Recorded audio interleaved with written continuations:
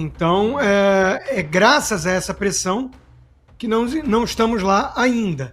Agora, como diz o ditado, cochilou, o cachimbo cai. Se dormir um pouquinho no ponto, acordamos na China, porque é o que eles vêm tentando faz tempo. Olavo Edu Carvalho, melhor canal de corte do YouTube. Opa, eu sei que você não aguenta mais ouvir, eu pedi para você fazer o triplo C, curtir, comentar e compartilhar, mas eu peço porque 4 entre cada 10 pessoas sequer estão inscritas no canal e a maioria não ativa as notificações e nem curte o vídeo e isso prejudica o nosso algoritmo. Então ajuda a gente aí, brigadão. Sem dúvida, né? A gente já comentou isso aqui. Veja, eu confesso que às vezes eu vejo alguns vídeos feitos por inteligência artificial, fico meio tenso, né? Falo assim, meu Deus do céu, né? Como é que vai ser esse futuro aí? Como é que as pessoas vão diferenciar o que é realidade do que é ficção e por aí vai. Mas a saída para isso não é criar um Ministério da Verdade, empoderar a turma do governo ou do STF ou quem quer que seja para decidir, né?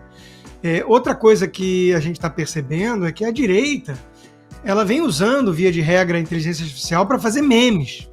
São vídeos claramente fictícios, o Toffoli sambando, o Alexandre de Moraes fazendo alguma coisa qualquer aí, que dá para ver que não é ele, que é inteligência artificial e tudo.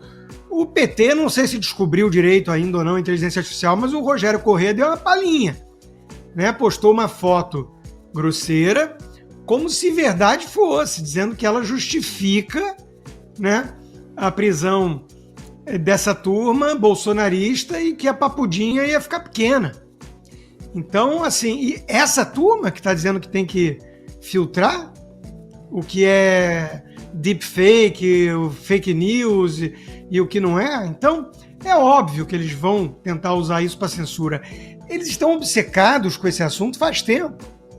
Aquele PL das fake news, que teve apoio do Estadão, do Globo, a relatoria de um comunista, o Orlando Silva, aquilo era um projeto stalinista.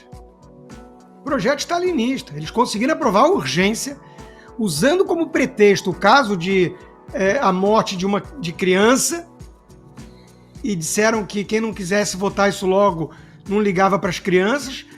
Conseguiram aprovar a urgência, se deram conta de que iam perder e não votaram, não levaram para votação. Ou seja, não era tão urgente assim ou não era necessário para salvar a vida de crianças, né?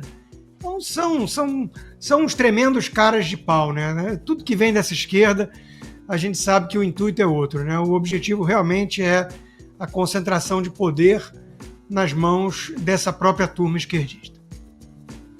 E as coisas vão se modernizando, né, Costa? Você lembra da época da regulamentação das mídias, né? Era, na verdade, a regulamentação dos setores de imprensa, né? Esse debate velho. Né? Agora é a regulamentação das redes sociais e por assim vai, né? O Ministério da Verdade é a obsessão deles. A gente vai até falar de China. Agora, olha essa notícia. A China prende jornalista que denunciou corrupção no Partido Comunista. O modelo que a esquerda brasileira admira, como a gente tem falado aqui, né? Na China, um jornalista publicou reportagens sobre corrupção no Partido Comunista e foi preso 2 dias depois. Liu Hu denunciou abusos de um secretário do partido que teria levado um professor ao suicídio. A matéria foi apagada da internet e ele foi acusado de, abre aspas, fazer acusações falsas. Segundo a ONG Repórteres Sem Fronteiras, o controle da informação na China atingiu níveis quase totalitários. E é o que eles vêm tentando fazer há muito tempo aqui. Por que ainda não conseguiram, Consta? Porque houve reação, né? No caso da PL das fake news que eu mencionei, houve ali uma certa pressão da oposição, né? Dos cidadãos mesmo, por meio de rede social e tudo mais. Fizeram um escarcéu e eles recuaram, né? Então, você tem que ter uma certeza, né? Essa é a premissa. Eles querem avançar nessa direção. Tem vários jornalistas, entre aspas, eu coloco aspas porque um jornalista de verdade não pode aceitar isso, que sonham com um modelo chinês para o Brasil. E na China não existe jornalismo independente, existe bajular o Partido Comunista Chinês, que está há 70 e poucos anos no poder. Veja, né, se o sujeito faz uma investigação e denuncia corrupção, ele é que vai preso. Né? E esse é o sonho de muita gente no Brasil. Então, é que eles querem avançar nessa direção, não resta muita dúvida. Por que não conseguiram avançar mais? Né? Porque toda hora que eles vêm com um projeto desses, ou o próprio STF para cortar caminho, para pegar um atalho, né? Também vai nessa direção, existe uma forte reação. Inclusive, a reação agora está vindo de fora, né? Está vindo dos Estados Unidos. Então, é graças a essa pressão que não estamos lá ainda. Agora, como diz o ditado, cochilou, o cachimbo cai. Se dormir um pouquinho no ponto, acordamos na China, porque é o que eles vêm tentando faz tempo. A tal da defesa da democracia, Silvio Navarro. Que é uma falácia vindo da onde veio, né? Desse consórcio de poder PT-STF. Tudo que eles fizeram justamente foi esmagar a democracia por meio da supressão de liberdades individuais, liberdades de expressão. Falávamos aqui sobre a eleição de 2022, cujo processo foi completamente maculado, o certame foi totalmente maculado por perseguição política, por um gabinete clandestino de perseguição que funcionou a mando do ministro Alexandre de Moraes, à época presidente do Tribunal Superior Eleitoral e também ministro do STF. Ele controlou o processo eleitoral, ele comandou, né, presidindo a Corte Eleitoral, e ele comandava esse gabinete, segundo o perito que trabalhou neste gabinete, Eduardo Tagliaferro, revelou ao Brasil. Então, veículos foram perseguidos, jornalistas foram perseguidos, influenciadores, candidatos à época, e todos da direita, sempre da direita. Não se tem notícia de alguém da esquerda que foi incluído num dos tantos inquéritos, não se tem notícia de alguém que perdeu passaporte, que teve contas nas redes sociais bloqueadas, contas bancárias retidas. Não, isso só aconteceu contra a direita. Então, tá muito claro o modelo. Eu acho que, bom, só fazendo um parênteses aqui rápido, né? Tem ministro do STF que já fez troça com isso, né? Todos nós admiramos o modelo chinês. Nós já ouvimos isso, ao vivo, aliás, transmitido pela TV Justiça. Vamos lá. Eu acho que o Rodrigo colocou a posição, trouxe a informação de fato, né?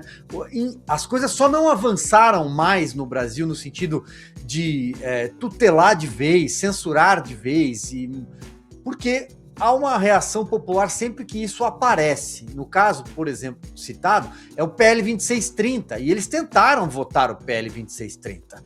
Eu me lembro do ministro Alexandre de Moraes, e pessoalmente ao Congresso Nacional, ele foi visitar o Rodrigo Pacheco, no Senado, e de lá ele troca o Salão Azul pelo Verde para visitar o Arthur Lira.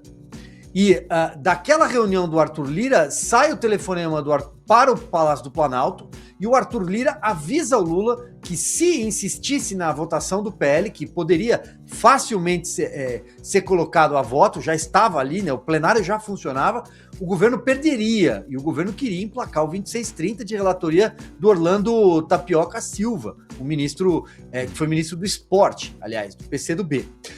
Pois bem, ali o governo é avisado, há um certo recuo no processo, e o 2630 é abortado. Então, essa iniciativa sempre existiu e sempre vai continuar ali. A tentativa de cercear, de punir, né, de tolher liberdades. Mas é difícil avançar com a pressão popular numa Câmara dos Deputados que, bem ou mal, o governo não conseguiu fazer maioria. Chega ao seu último ano sem conseguir ter uma base, sem conseguir ter musculatura alguma. Ou seja, foi isso que salvou. Resumindo, foi isso que salvou. A reação, né, de jornalistas aí como vocês, que vêm denunciando há tempos aí essas anomalias, né?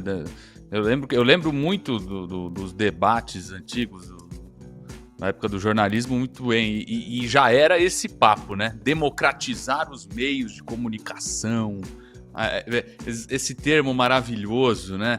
Isso aí é o PT na veia.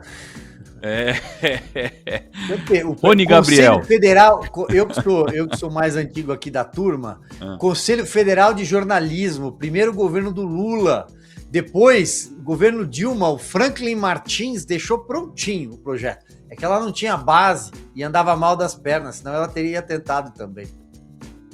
Sempre defendendo a democracia, Rony. Pois é, se esse modelo chinês tivesse adotado no Brasil, a Malu Gaspar, por exemplo, com esse trabalho, essas matérias que ela tem feito dessas denúncias, a gente está falando da Globo, a gente está falando da Malu Gaspar, a gente está falando da jornalista, já estaria presa.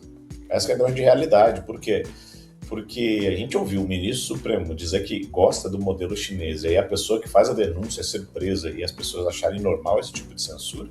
E isso vem muito dentro e em encontro com o assunto que nós vínhamos falando antes sobre a possibilidade de cercear a liberdade de expressão ou a liberdade de críticas contra o governo num país onde você criticar uma pessoa ou você criticar a atitude de um ministro, você está criticando e atacando as instituições. Então, ou seja, existe um malabarismo jurídico e político dentro de uma anormalidade que nós vemos acontecendo aqui no Brasil, que já se aproxima muito desses regimes totalitários que eles veem, muitas vezes, como uma grande referência para o Brasil. Agora, é muito interessante, principalmente quando se trata da mídia tradicional, nós vemos a mudança de postura da própria imprensa quanto aos processos, por exemplo, que se tratava de Daniel Silveira, que se tratava de Jair Bolsonaro, que se tratava de Augusto Heleno e tantos outros, quando o Supremo Tribunal Federal extrapolava os seus limites, e agora o Supremo Tribunal Federal faz a mesma coisa, exatamente da mesma forma, e até pior, para se proteger nesse caso do Banco Master, e nós vemos a mesma imprensa que antes achava normal, passava pano e agia como se fosse tudo dentro da lei, da Constituição, agora reclamando. Ou seja, o regime existe, ele já está aí batendo a porta. A única coisa que falta é prender os jornalistas, mas lembrando que no Brasil nós já temos jornalistas como o Alan dos Santos, que está exilado, né, pelo simples fato de denunciar o que vinha acontecendo de absurdos aqui nesse país. Olá, e eu espero que você esteja aproveitando esse vídeo.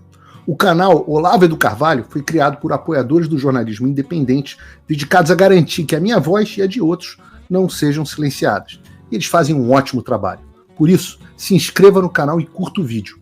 Aqui você vai encontrar diversos cortes rápidos dos meus programas e de outros grandes nomes. Mas se você quiser assistir ao vivo o meu programa na íntegra, basta você acessar o meu canal e o site do Paulo Figueiredo Show. Está ao vivo todas as terças e quintas, às 3 da tarde.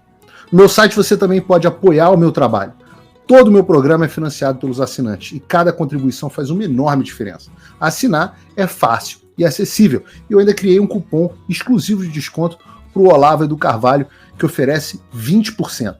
Com isso, você pode me apoiar com apenas um pouco mais de $5 por mês, que é menos do que uma promoção do Big Mac. Além disso, você ganha acesso a conteúdos e análises exclusivas, além de desconto nos meus cursos. O link e o cupom estão na descrição.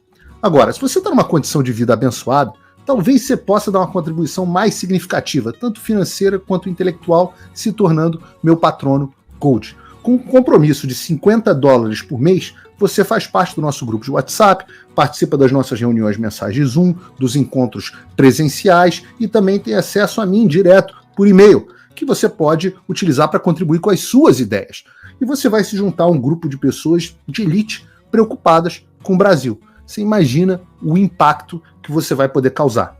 Desde dezembro de 2022, eu continuo com todas as minhas redes sociais bloqueadas no Brasil, as minhas contas e meus ativos congelados, meu passaporte cancelado, tudo a mando do Alexandre sem justificativa. Então, se você tem condições e quer ajudar mais o seu país, mas não sabia como, essa é a oportunidade que você estava esperando. Junte-se a nós, faça a diferença e não me deixe sozinho.